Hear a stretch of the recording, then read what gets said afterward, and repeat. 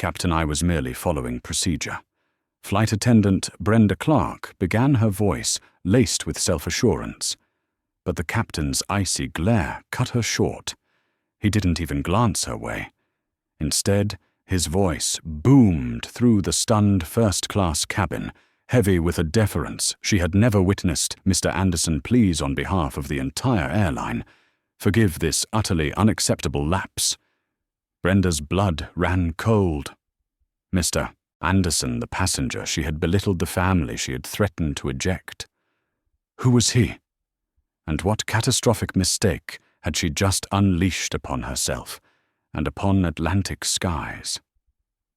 The answer would terrify her to her core. The full weight of that terror and the earth-shattering consequences of her misjudgment are about to be revealed. What do you predict will happen to Brenda next? Share your immediate thoughts in the comments below and ensure you're subscribed so you don't miss a single moment as this confrontation redefines an entire airline. First class isn't always a smooth journey, especially when judgmental gazes check in before the passengers.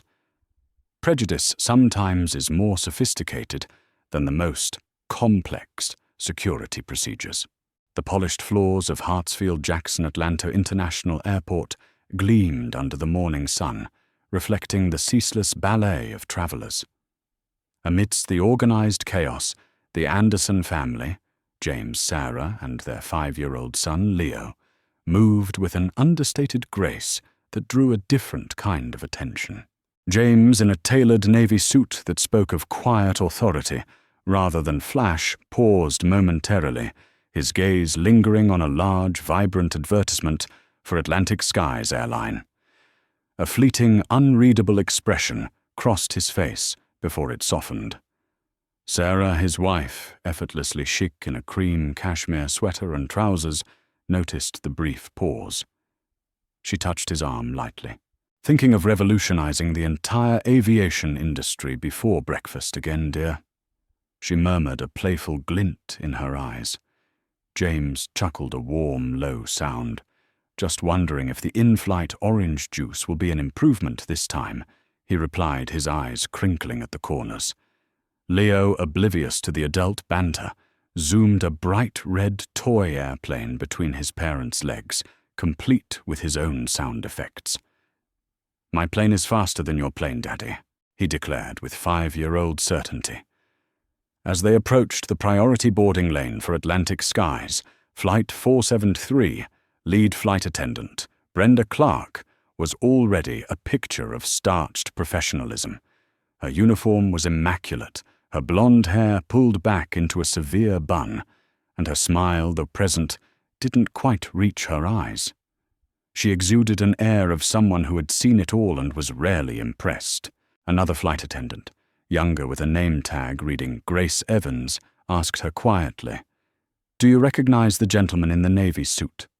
"Brenda. He looks familiar." Brenda gave a cursory glance towards the Anderson family. "Familiar or not, Emily, what matters is that they adhere to regulations," she responded, her voice crisp, "and that their documents are in order. We run an airline, not a celebrity meet and greet." Grace, whose actual name Brenda seemed to have momentarily forgotten, nodded a little chastened and turned her attention to preparing the cabin. Grace, however, couldn't help but notice the quiet elegance of the family, the gentle way James guided Leo, the warm smile Sarah offered to another passenger. A few minutes later, the Andersons stepped into the first-class cabin. Brenda Clark greeted them with that same meticulously polite yet cool efficiency. Her eyes, however, seemed to perform an instant, almost forensic scan of their attire, their luggage, their very presence in her exclusive domain. "Good morning," James said pleasantly, offering their boarding passes. "Lovely day for a flight." Brenda took the passes, her fingers brushing them as if they might be forgeries. "Good morning, sir, madam. May I see your boarding passes, please?" she reiterated, though they were already in her hand. She scrutinized them for a beat longer than necessary. James, an expert in navigating far more challenging boardrooms, simply smiled. He leaned slightly towards Sarah, whispering with a hint of amusement, "I wasn't aware first class had such a multi-layered security screening for paper these days." Brenda's head tilted fractionally. "Just following procedure, sir," she said, her tone unyielding. She finally looked up from the passes. "Everything appears to be in order." A faint line of surprise. "Hook kolala, mot shoot, dat vong hien len roi bien mat, tren tran ko." Although she added a new thought, seemingly striking her, sometimes technology likes to play a little joke on us. The scanners can be temperamental. An elderly gentleman in the adjacent seat, who had been observing the exchange over his newspaper, let out a small, dry cough that sounded suspiciously like a suppressed chuckle. Brenda ignored him. Her gaze, still holding a sliver of doubt, returned to James. "Just to be absolutely certain there are no discrepancies with the system, I'll need to quickly re-verify your seat assignments with ground control." She offered a tight, professional smile. "It will only take a moment. Please make yourselves comfortable. For now." James exchanged a look with Sarah. His expression was calm, almost serene, but a new light flickered in his eyes, a focused, patient intensity. He gave a slight nod. "Of course," he said, his voice smooth as silk. Then, turning to Sarah with a perfectly straight face, he murmured, "Perhaps we should request an extra cup of tea while we await the results of this special investigation." "Darling." Sarah's lips curved into a knowing smile, though a shadow of concern touched her eyes, as she watched Brenda Clark walk purposefully towards the galley, determination etched on her face. The air in first class, just moments before, filled with the quiet hum of anticipation, now held a new unspoken tension. When stubbornness escalates into action, even the most luxurious space can become an arena. And sometimes the audience participates more enthusiastically than you'd expect. Brenda Clark returned from the galley a few minutes later, her professional mask firmly in place, though a keen observer might have noticed the slight tightening around her lips. The ground control, as expected by anyone but perhaps Brenda herself, had confirmed the Andersons' tickets were unequivocally valid, their first-class seats legitimately assigned. This information, however, seemed to fuel Brenda's resolve rather than quell it. To admit a mistake, even a small one born of overzealousness, was not in her nature, especially not in front of passengers. She stopped beside James's seat. "Thank you for your patience," she began, her voice a shade too bright. "Ground control has confirmed your tickets. However," and here her expression shifted to one of grave concern, "it appears we have an unforeseen technical issue with the seating allocation system for this particular row. A minor glitch, but one that requires us to reseat you for safety and operational reasons." Leo, who had been quietly listening, piped up his small voice, cutting through the tension. "Mommy, does this seat have thorns?" Sarah stroked his hair, her smile gentle, but her eyes fixed on Brenda. "Perhaps the seat suddenly decided it doesn't like us, ma'am," she said, her tone smooth as silk, but with an undeniable edge of steel. "Or perhaps the technical issue is something else entirely." James leaned forward slightly. "Ms. Clark," he began, his voice calm, but carrying an authority that made several nearby passengers pause their conversations. "Could you elaborate on this technical issue, because these seats seem perfectly functional? And if there is indeed a problem, surely a maintenance report would have been filed prior to boarding." Brenda's composure flickered. She hadn't anticipated such direct logical questioning. "It's a sensor malfunction, sir." She improvised, her voice gaining a defensive sharpness. "It's just been flagged. For your comfort, and to ensure all systems are nominal, we'll need to move you to our economy cabin." We can, of course, process a fare difference. Refund. Move us to economy? Sarah repeated, her eyebrows arching. After confirming our first-class tickets are valid, that seems an extraordinary solution for a minor glitch. The exchange was no longer private. Other first-class passengers were now openly listening, some with expressions of disapproval, others with undisguised curiosity. A young man in a seat across the aisle discreetly angled his phone, its camera lens silently capturing the unfolding scene. He muttered under his breath, just loud enough for his seatmate to hear first-class drama 4K edition. "This is going to be good." Grace Evans, the younger flight attendant, had been observing with growing unease from the galley. She approached tentatively. "Brenda," she began softly, "perhaps I could double-check with the purser, or see if there are other first-class seats available due to no shows." Brenda shot her a withering glare. "Grace, dear, why don't you focus on the pre-departure beverage service?" she said, her voice saccharine, but her eyes cold. "I am perfectly capable of handling this special customer service situation." Grace recoiled slightly, her cheeks flushing, and retreated. James Anderson had heard enough. The pretense was insulting. "Miss Clark," he stated, his voice dropping any hint of earlier amusement, now resonating with quiet command. "We are not moving from these seats based on a vaguely described and, frankly, unbelievable technical issue. I would like to speak to the captain, please." This was a direct challenge to Brenda's authority, and her face hardened. "The captain, sir, is currently engaged in pre-flight preparations to ensure the safety of all passengers on this aircraft," she retorted, her voice rising slightly in pitch. "He is not available to discuss seating preferences.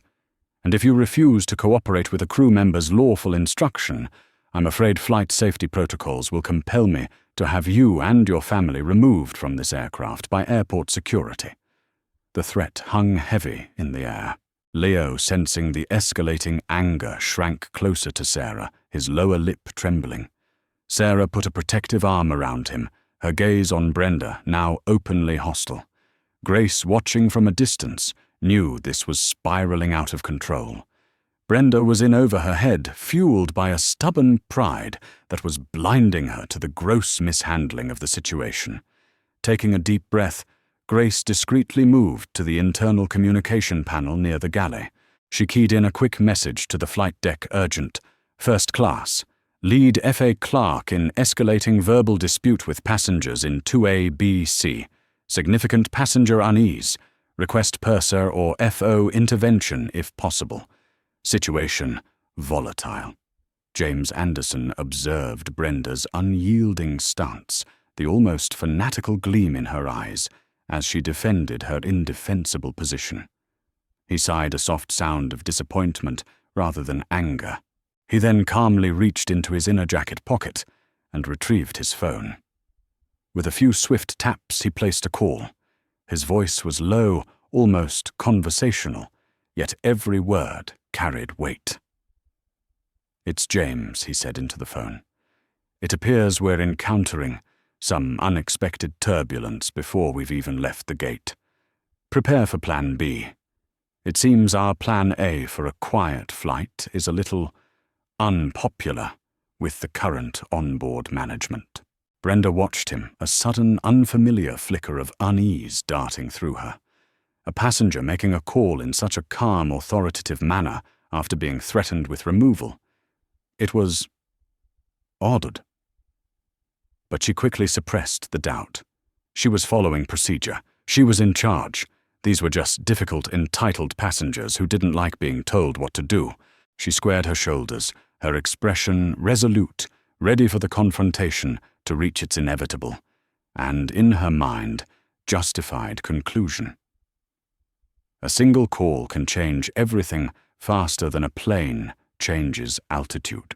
When the owner makes an appearance, who will be the one feeling a little airsick? The effect of James Anderson's call was not immediately visible in the first-class cabin, but deep within the operational heart of Atlantic skies, and on the flight deck of Flight 473, it was a seismic event. Grace Evans's discreet message about the escalating situation had just pinged on the first officer's console when a far more urgent high-priority communication blazed across Captain Davies's main display. It was a direct directive from the office of Richard Wright, the CEO of Atlantic Skies. The message was brief, unambiguous, and chilling in its implications. Passenger James Anderson. Seat 2A, critical stakeholder, Atlantic Skies. Extend every courtesy.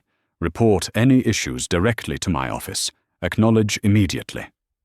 Captain Davies, a veteran pilot with 20 years of flying under his belt, felt a cold knot form in his stomach. He'd initially skimmed Grace's internal message, mentally categorizing it as an overzealous flight attendant, perhaps mishandling a demanding passenger, something that, while regrettable, wasn't unheard of.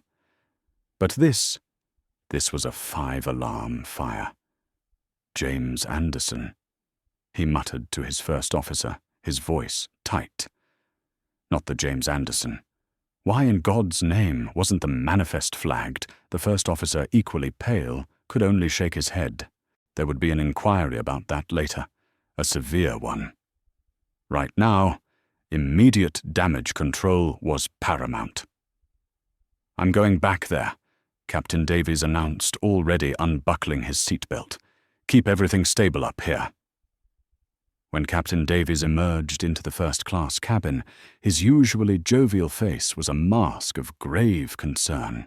He spotted Brenda Clark, still standing ramrod straight, her expression a mixture of defiance and self-righteousness, a stark contrast to James Anderson's unnerving calm. The captain moved with a swiftness that belied his years, bypassing Brenda, as if she were merely part of the cabin fixtures.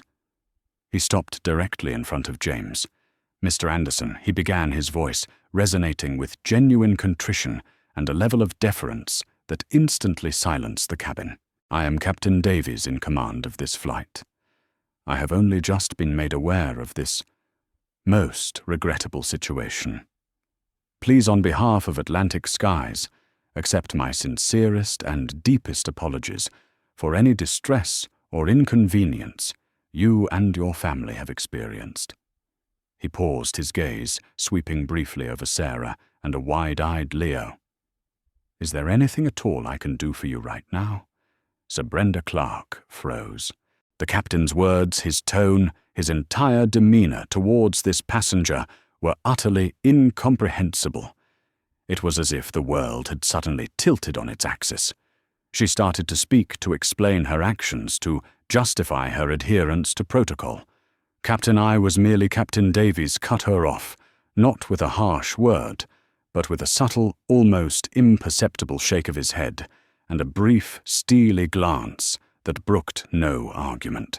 It was a dismissal so complete, so absolute, that Brenda felt the air leave her lungs. The young passenger with the phone, who had kept recording, let out a low whistle. "Whoa," he whispered to his companion, plot twist level expert. "This is better than a movie." The captain turned back to James. "Mr. Anderson, your significant contributions and your standing within the aviation community are well known to us at Atlantic Skies. This lapse in service is inexcusable." It was then in that moment, seeing the captain of the aircraft practically bowing before the man she had tried to eject, that the horrifying, dawning realization struck Brenda Clark. This wasn't just a wealthy or influential passenger. This was someone whose standing made the captain himself tremble. The name James Anderson, which had meant nothing to her minutes ago, now echoed in her mind with the terrifying clang of a guillotine blade. Her carefully constructed world of rules and self-importance shattered, leaving only a gaping void of shock and dawning panic. Her face, already pale, turned ashen. James remained outwardly composed, though Sarah, holding his hand tightly, could feel the rigid tension in his arm. He saw Brenda's collapse, the utter devastation in her eyes. For a fleeting second, A flicker of something, not triumph, but a profound weariness, crossed his face. He thought of Leo innocently watching the drama unfold, his small hand clutching his toy plane. This wasn't the kind of power he ever wanted his son to witness, being wielded carelessly, nor the kind of prejudice he wanted him to endure.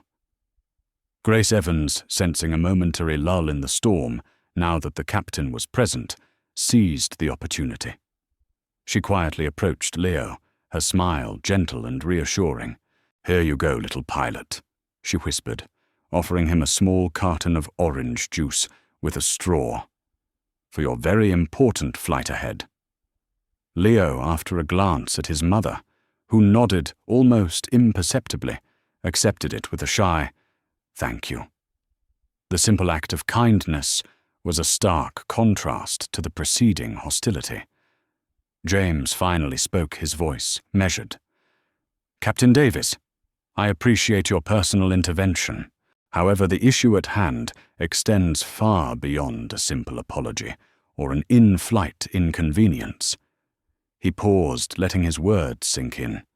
He wasn't going to demand Brenda be fired on the spot to make a public spectacle of her humiliation. That would be too easy, too superficial. The problem, he knew, was deeper. This matter will need to be addressed comprehensively through the appropriate channels once we are on the ground. He then turned his gaze directly to Brenda Clark. The ice in his eyes had thawed slightly, replaced by a profound, almost sorrowful disappointment, yet underscored by an unshakable resolve. "Miss Clark," he said, his voice quiet, but carrying to every corner of the now silent cabin. "I believe we will have a great deal to discuss once we land. This isn't over." He let that hang in the air for a moment before continuing. "It's merely the beginning of a much larger conversation. A conversation about Atlantic Sky's definition of customer service." And perhaps he added a subtle, almost imperceptible emphasis on the final words, a refresher on how to correctly identify one's passengers. The finality in his tone, the quiet authority that promised a reckoning far more significant than a mere reprimand, left Brenda Clark utterly defeated. The assertiveness drained from her, replaced by a chilling terror of what awaited her on the ground. The other passengers remained silent, eyes wide, trying to process the incredible, almost theatrical turn of events they had just witnessed. The flight to their destination had not even officially begun, but for Brenda Clark, it felt as though her world had already come crashing down. When the plane lands, another kind of turbulence begins. Can the sincerest apology mend invisible wounds, or is it merely the first step on a long road to atonement? The moment Flight 4723's wheels touched down in New York, a different kind of tension filled the first-class cabin. The usual post-landing bustle was subdued, replaced by an awkward, charged silence. As the aircraft taxied to the gate, all eyes were covertly on the Anderson family, and with a mixture of pity and morbid curiosity, on Brenda Clark. At the gate it was clear this was no ordinary disembarkation. Two senior-looking Atlantic Skies executives in dark suits, their faces grim, stood waiting just inside the jet bridge. A discreet but unmistakably professional security detail lingered a few paces behind them. Not for the Andersons' protection this time, but to manage the unfolding situation with Brenda. James Anderson, it seemed, had indeed activated Plan B. James, Sarah, and Leo were the first to be escorted off, with Captain Davies himself offering a final respectful nod. A few passengers, emboldened by the earlier drama's resolution, offered quiet murmurs of support as they passed. A hushed, "Well-handled, sir," a sympathetic glance toward Sarah. The young man who had been filming earlier was seen quickly tapping away on his phone, a slight smirk on his face. The first ripples of the story were already beginning to spread into the vast ocean of the internet. Then it was Brenda's turn. One of the executives stepped forward. "Miss Clark," he said, his voice low but firm, "if you would please accompany us." We need to have an immediate debriefing." It wasn't a request. Her face, already pale, seemed to shrink. The short walk down the jet bridge, past the pitying or scornful eyes of the remaining crew and a few lingering passengers, felt like the longest mile of her life.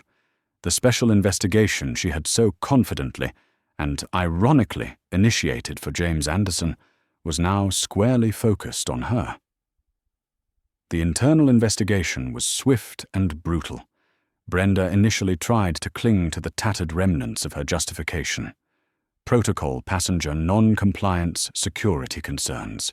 But faced with Captain Davies's unambiguous testimony, a quietly damning statement from Grace Evans detailing Brenda's dismissiveness and escalating aggression, and the looming shadow of multiple passenger eyewitnesses, not to mention the digital evidence rapidly making its way online, her defenses crumbled. She was officially suspended. Pending a full review, her wings effectively clipped. Within hours, the minor incident on Flight 473 had exploded into a full-blown PR crisis for Atlantic skies. The passenger's video, grainy but damningly clear, was ricocheting across social media platforms. Hashtags like Atlantic skies, fail flying while black, and airline shame were trending. News outlets smelling blood began to pick up the story. In his penthouse office overlooking the city, CEO Richard Wright watched the digital storm unfold on a bank of monitors, his jaw tight. His assistant Thompson, a man adept at navigating his boss's moods, placed a fresh pot of coffee on the vast mahogany desk. "The PR team is assembled in the boardroom," Mr. Wright Thompson said quietly, "and your 10 o'clock the merger discussion has been rescheduled." Richard ran a hand over his face. "Thompson," he sighed, "cancel everything for the rest of the week. Tell the PR team I want options, not excuses, and I want them 5 minutes ago. And for heaven's sake, order a new stress ball for my desk, a heavy-duty one this time. This one," he said, holding up a mangled piece of rubber, "has clearly given up the ghost." Meanwhile, Brenda Clark sat alone in her small, unnaturally quiet apartment. The silence was deafening, amplifying the chaotic storm of regret, fear, and shame raging within her. The airline had couriered her a thick packet of document suspension notices, HR policy reminders, and pointedly several brochures on unconscious bias and cultural sensitivity training that until today she would have dismissed as corporate fluff. Now she stared at them as if they held the answers to a puzzle she hadn't even realized she was a part of.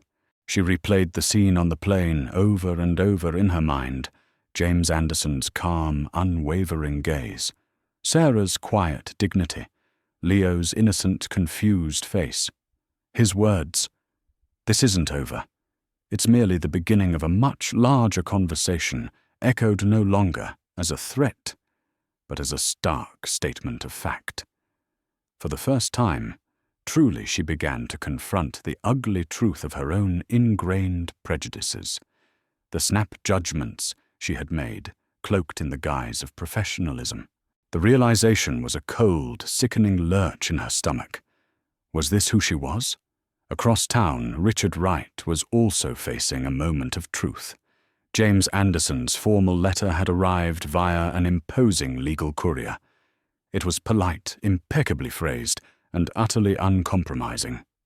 No demands for exorbitant financial compensation, which Richard had half expected. Instead, it laid out a clear, actionable set of expectations, a complete overhaul of Atlantic Sky's anti-discrimination and sensitivity training programs, new and robust customer protection policies, a transparent process for accountability, and a full public apology from the CEO himself. A stringent timeline was attached. "Well, gentlemen," Richard said to his assembled legal and PR heads, holding up the letter, "it appears Mr. Anderson isn't asking for our money. He's asking us to be demonstrably better. That's a rather novel and, frankly, more expensive demand these days." Some in the room argued for a quick, quiet settlement, for making Brenda Clark the sole scapegoat to appease the public. But Richard, a shrewd businessman who also possessed a core of decency, recognized that James Anderson wasn't a man to be placated with superficial gestures. This was an opportunity, albeit a painful one, for genuine systemic change. Back in her apartment, a small, desperate seed of resolve began to sprout within Brenda. This couldn't be the end of her story defined by one catastrophic lapse in judgment. Fueled by a raw, aching remorse, she went to her laptop. She didn't just browse the company-suggested materials. She delved deeper, searching for online courses, workshops, anything that could help her understand the biases she now horrifyingly recognized within herself. She proactively enrolled in an intensive online cultural competency program. Then, with trembling fingers, she began to type. It wasn't a formal, stilted apology crafted to save her job. It was raw, heartfelt, and painfully honest, addressed to James Sarah, and especially to Leo Anderson.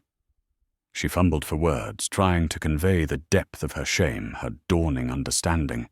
In a clumsy, almost childlike attempt to find some common ground, she found herself writing about her own ginger cat, also named Leo, who was currently purring obliviously on her lap, a small, warm comfort in her desolate world.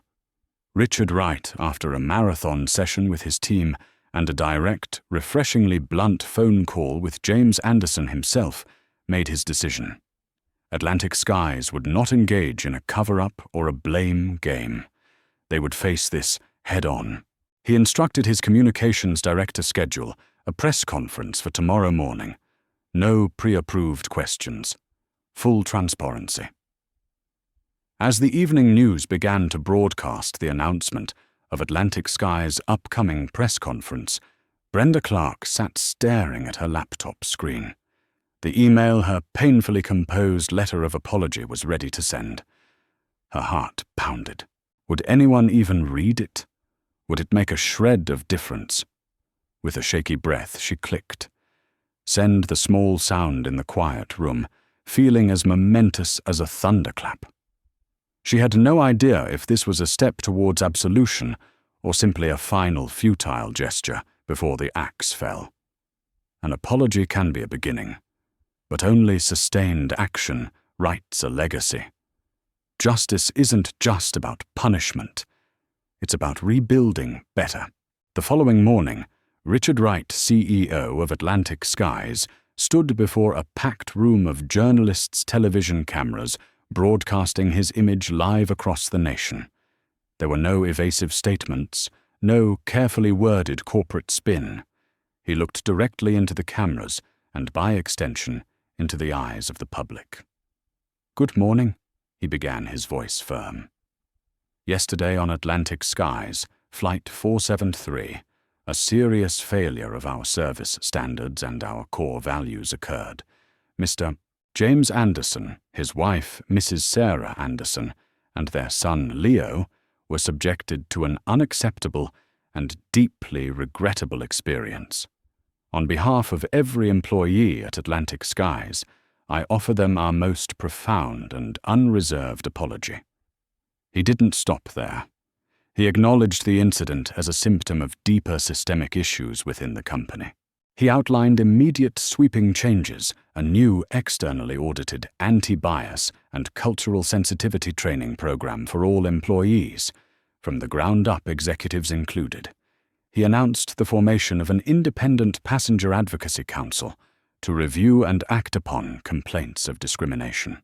And then he unveiled the Wings of Change initiative, a multi-million-dollar foundation funded by Atlantic Skies, dedicated to promoting diversity, equity, and inclusion within the wider travel and service industries. And I am honored to say, Richard Wright added that Mr. James Anderson has graciously agreed to serve as an honorary advisor to this foundation. He made it clear that while internal disciplinary processes concerning Ms. Clark were ongoing, the company's primary focus was now on ensuring such an incident could never happen again.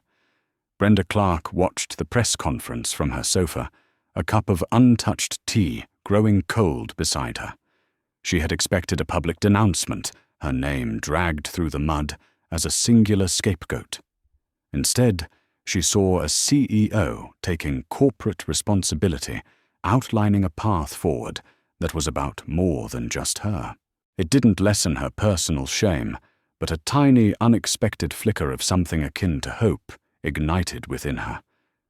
Weeks later, after a rigorous internal review and her proactive completion of the initial intensive training, Brenda received a formal letter. She wasn't terminated. Instead, she was offered a non-passenger-facing role in the airline's operational support department, contingent on a lengthy probationary period and continued participation in advanced sensitivity programs. It was a significant step down a humbling new beginning, but it was a chance. She accepted it with a quiet determination to earn back a measure of trust, not just from the company, but from herself. James and Sarah Anderson received Brenda's emailed letter of apology. They read it together, the raw honesty and the clumsy attempt to connect through the shared name of a pet cat, surprisingly disarming. It didn't erase the hurt or the anger, but it felt human. They didn't reply immediately, but the email was saved a small testament to a person's faltering first steps towards acknowledging a profound wrong. Months turned into a year. The Wings of Change initiative began its work. At a community reading event sponsored by the Foundation, Brenda Clark, now quieter, more reflective, was volunteering reading a story about a little bear who learned to see beyond appearances. Leo Anderson, there with Sarah, was captivated by the story. Afterwards he approached Brenda, holding up his own well-loved picture book. "My cat is named Leo, too," he said, a statement of simple fact, not accusation. He didn't remember the specifics of the flight, only the lingering impression of an upset. Brenda looked at the small, upturned face, and for the first time in a long time, a genuine, unburdened smile touched her lips. "That's a wonderful name for a cat, Leo," she said softly. Sarah watched from a short distance, a thoughtful, almost gentle expression on her face. Forgiveness wasn't a destination, she realized, but perhaps a landscape one slowly learned to navigate. The changes at Atlantic Skies were not instantaneous, nor were they easy. There was resistance, cynicism, the ingrained habits of an old culture. But with unwavering commitment from Richard Wright, guidance from James Anderson in his advisory role, and the quiet diligence of employees like Grace Evans, who was now instrumental in developing new peer-led empathy training, the needle began to move. The Flight 473 incident became a pivotal case study, a catalyst not just for Atlantic Skies, but for ripples of change across the industry. A year later, James Anderson stood at a podium, addressing a global leadership summit. He didn't recount the specifics of being ordered off a plane. Instead, he spoke of the future. There was a time, he said, a faint smile playing on his lips when ensuring a smooth flight experience felt like a personal crusade. I'm pleased to report, he paused as a ripple of knowing laughter went through the audience, that since certain memorable events, the quality of service on at least one airline has improved so remarkably that my wife now suspects my previous complaints were merely a tactic for more attentive coffee refills. The laughter subsided, and his tone grew more serious. But truly, he continued, the legacy we should aim for is not about personal comfort. It's about creating a world where our children, where my son Leo, where all children, do not have to prove they are worthy of respect. They simply need to be themselves and be met with dignity. Justice isn't always found in a courtroom or a settlement. Sometimes it's found in the painstaking work of fixing what is broken within our systems, not because we are forced to, but because we understand fundamentally that we cannot and should not continue as we were. The story of Flight 473 didn't end with a dramatic firing or a triumphant legal victory. Its true legacy lay in the uncomfortable but necessary reflections it forced upon thousands, from flight attendants to CEOs. It lay in the quiet, persistent, and ongoing work of rewriting not just an airline's policies, but its heart. Later that week, James, Sarah, and Leo were in a park, the late afternoon sun casting long shadows. Leo, now 6, was chasing a bright yellow butterfly, his laughter echoing. James watched him, a deep sense of peace settling over him. He turned to Sarah. "Well," he said softly, "at least we tried to make the world he's growing up in a little less prejudiced." Sarah leaned her head on his shoulder, her eyes on their son. "And a little more interesting, wouldn't you say, Mr. Anderson?" she replied, her voice warm with love, and a shared, knowing smile. The journey had been turbulent, but the destination, a future shaped by earned peace and the enduring hope for change, was one worth striving for. And so, a single charged confrontation, born from a moment of profound misjudgment, rippled outwards. Not just to alter careers, but to begin reshaping an entire company's approach to humanity. It leaves us wondering, doesn't it? How often might unseen prejudices cloud our own judgment? And what does it truly take to dismantle them, not just in the policies we write, but deep within our own hearts? The journey from a harsh word to a place of healing can be long and often painful. Yet, as the Andersons, Richard Wright, and even Brenda Clark discovered, it's a path paved with the courage to confront the willingness to be accountable and the quiet, persistent hope for something fundamentally better. This story, with its themes of justice, transformation, and the power of dignity, resonated deeply with us as we brought it to life, and we imagine these are experiences and emotions that touch all of our lives in different ways. We would genuinely love to hear how it resonated with you. What were your thoughts as Brenda faced her startling truth, or as James Anderson chose a path of systemic change over simple retribution? Your insights and reflections in the comments below are incredibly valuable to us. And please, if you have any suggestions on how we can make future stories even more compelling or meaningful for you, we are always eager to listen and learn. If this journey of consequence and change touched your heart today, giving this video a like would mean so much. And if you feel its message might spark a thoughtful conversation or offer a moment of understanding for someone else, please consider sharing it.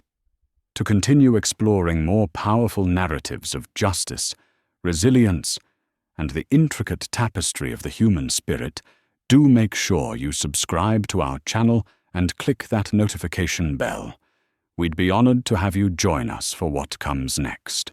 Perhaps the lessons from Flight 473 and the quiet strength of the Anderson family will stay with you for a while. Until our next story, thank you for listening, and may we all strive to see a little clearer, listen a little deeper, and act with a little more kindness in our own worlds. Take care.